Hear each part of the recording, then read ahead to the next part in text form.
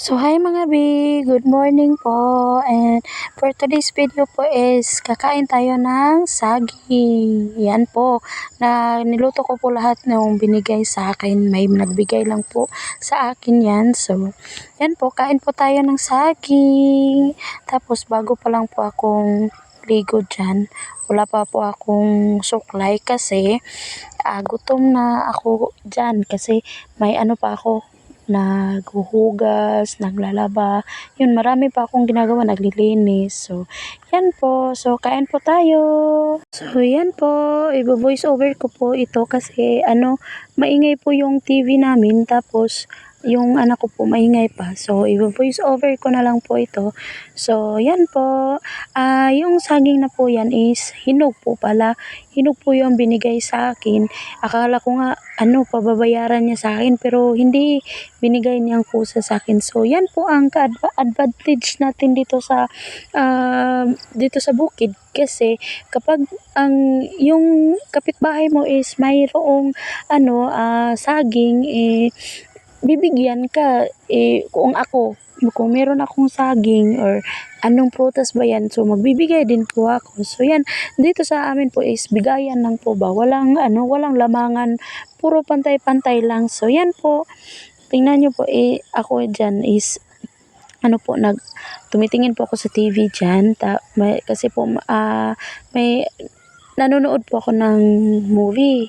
So yan, habang nanonood po, kain-kain po tayo ng saging na saba, tapos hinog pa. So, ang saging na saba po is good po yan sa katawan natin. And kung ang gusto ko po sa saging na ito is hindi po yung overripe ba, yung lata. Gusto ko yung may green pa. So, sa Bisaya is tambilagaw pa. Kasi, malalsahan mo yung tamis, tapos may kunting matigas ba. So, yun. So, yan po. Marami na po ako nakain dyan. So, hindi ko na po kayo na videohan pa kanina kasi sa sobrang gutom ba, hindi na ako wala sa hindi ako mag-vlog sana. Kaya lang, nakita ko na mag-vlog na lang ako kasi para pawalang wala ilai ba. So, kami lang dalawang anak ko na naiwan sa bahay kasi pumasok na yung tatlo kong anak na sa paaralan. Maga silang patungo sa eskwelahan. So, kami lang dalawa na naiwan. So, pagkatapos po niyan,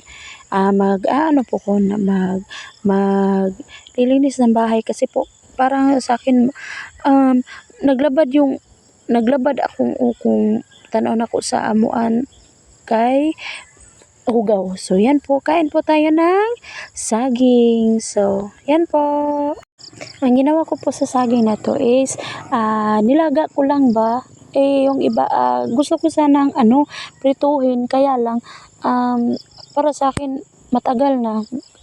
Okay lang yung magpiprito ka, tapos hiwain mo sa gitna, tapos prituhin mo, tapos lagyan mo ng asukal. Matamis na rin yun. Pero, sa akin is gutom na habang naliligo, inaano ko muna, nilalagay ko sa kaldero yung mga saging, tapos nilaga ko para madali lang. Tapos kung natapos ako maligo, yun, naluto na rin. So, yan po, nilaga ko lang po yung saging kasi sabi na nga ng anak ko pagdating nila na masana inano mo to,